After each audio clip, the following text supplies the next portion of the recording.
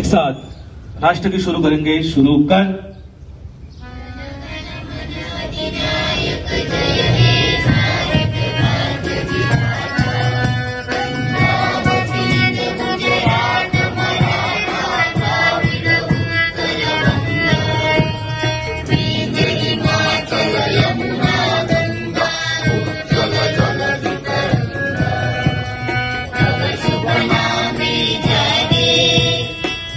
शुभ आशीष मागे गावे तव जय गाथा जन गण मंगलदायक जय हे भारत भाग्य विधाता जय हे जय हे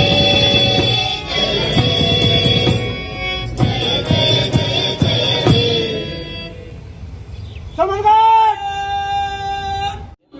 सर काय सांगणार? आज पहिल्यांदा आपण पहिला झेंडा फडकवलेला आहे प्रशासकीय काळाच्या नंतरची.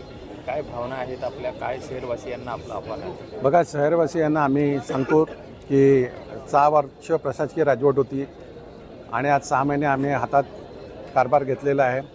जवळपास 1250 करोड लोकांची देणी असलेलं बजेट होतं. त्यावेळी नवीन कामं घेणं शक्य होत नव्हतं, नियमाला धरून नव्हतं. परंतु आता आम्ही ती प्रोसिजर चालू केलेलं आहे, स्पील कमी केलेलं आहे, जी देणी आहेत ती कमी करून आणलेली आहेत आणि आता नवीन कामं घेतलेली आहेत आणि त्याचा रिझल्ट तुम्हाला या पावसानंतर बघायला मिळेल. येत्या म्हणजे आजपासूनच रस्त्याला जे खड्डे पडलेले आहेत ते भरण्याचं काम सुरू झालेलं आहे आणि या गणपतीपर्यंत सगळेचे सगळे रस्ते सुस्थितीत आणण्याचा आमचा प्रयत्न आहे. त्यामुळे ती अडचण राहणार नाही. अन्य ज्या समस्या आहेत त्या सोडवण्याचा कसोशीने प्रयत्न करतो. रोड असतील, रस्ते असतील, गटार असेल, परिवहन असेल, विद्यार्थ्यांचे प्रश्न असतील, शेतकऱ्यांचे असतील, मच्छीमारांचे प्रश्न असतील, महिलांचे प्रश्न असतील, या सगळ्या विषयाला आम्ही हात घातलेला आहे आणि चांगला रिझल्ट येत्या 6 महिन्यामध्ये आपल्याला बघायला मिळेल तसा आमचा प्रयत्न आहे. लोकनेते हितेंद्र ठाकूर, क्षितिज ठाकूर यांच्या संकल्पनेतून, यांच्या मार्गदर्शनाकडून खाली आम्हाला विविध कामं आम्ही करतो. आमचे लोकप्रतिनिधी आहेत, नगरसेवक आहेत, सर्वच पक्षाचे नगरसेवक आहेत, यांचा देखील याच्यामध्ये चांगलं सहकार्य मिळतं.